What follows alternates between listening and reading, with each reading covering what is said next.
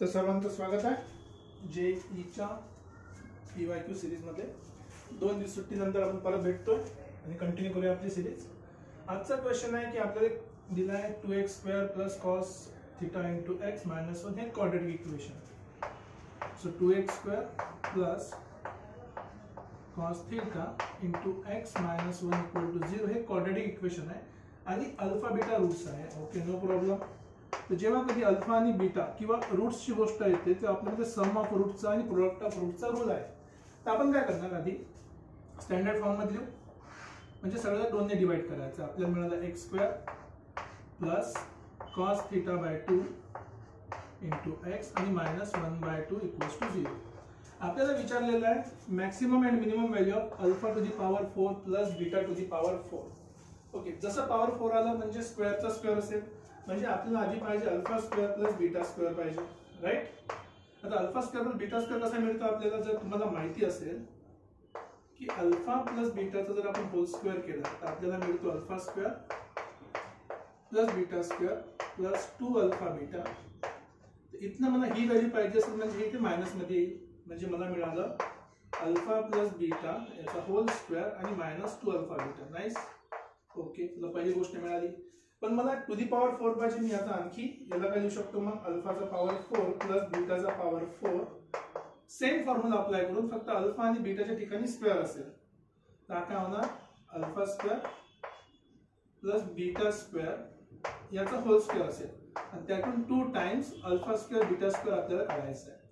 कसं काय, परत सेम लॉजिक अप्लाय करा की α² + β² याचा जर मी होल स्क्वेअर केला, पहिल्या नंबरचा स्क्वेअर म्हणजे अल्फाचा पॉवर 4, दुसऱ्याचा स्क्वेअर म्हणजे बीटाचा पॉवर 4 आणि +2α² आणि β²। ओके, याला परत इकडे घेऊन या आणि मायनस करा, तेच आपण लिहिलेलं आहे। आता इथे आपल्याकडे याची व्हॅल्यू अवेलेबल आहे।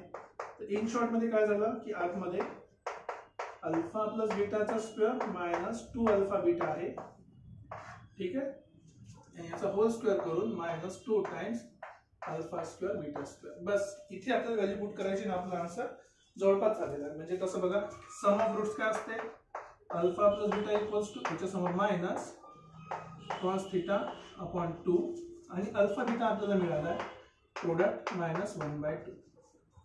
ओके, इथूनच आपण α² β² करू शकतो। याचा जर स्क्वेअर केला तर आपण α² β² मायनसचा स्क्वेअर प्लस होतो आणि 1/4 2 चा स्क्वेअर, राइट।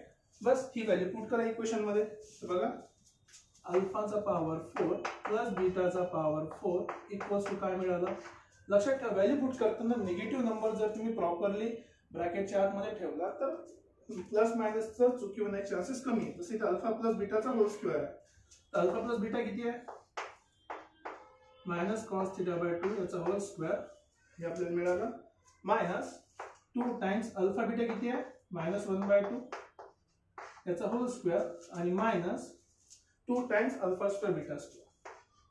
सो 2 टाइम्स आणि α² β² किती आहे 1/4। एवढं सिंपल आपलं इक्वेशन आहे, त्याला इझिली सॉल्व करा। हा झाला cos² θ/4, ठीक आहे, minus minus plus 2 cancel, sir not 2 cancel, याचा स्क्वेअर करायचा आहे।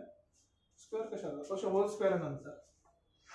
ओके, सो +1 आणि -1/2 सिंपल, हेच आपल्याला करायचं आहे। मॅक्सिमम व्हॅल्यू साठी कॉस इथे व्हेरिएबल आहे, कॉसची व्हॅल्यू चेंज होत राहते। तर जर मला कमीत कमी व्हॅल्यू पाहिजे असेल मिनिमम व्हॅल्यू साठी, तर कॉसची व्हॅल्यू सगळ्यात कमी असली पाहिजे, ती किती आहे 0। सो इथून आपण कंटिन्यू करू। सो मिनिमम व्हॅल्यू काय होणार, ज्या वेळेस कॉसची व्हॅल्यू किती असणार आहे 0।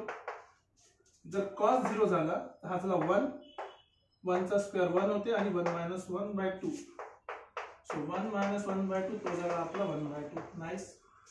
ते तर मॅक्सिमम व्हॅल्यू काढायची असेल मला, तर मॅक्सिमम साठी काय झाली पाहिजे, कॉसची व्हॅल्यू मॅक्सिमम झाली पाहिजे, आणि कॉसची मॅक्सिमम व्हॅल्यू किती आहे 1, हा झाला 1 चा स्क्वेअर तर 1/4, राइट। 1/4 1/4 + 1 हा झाला 5/4। सो बेसिकली 5/4 त्याचा स्क्वेअर आणि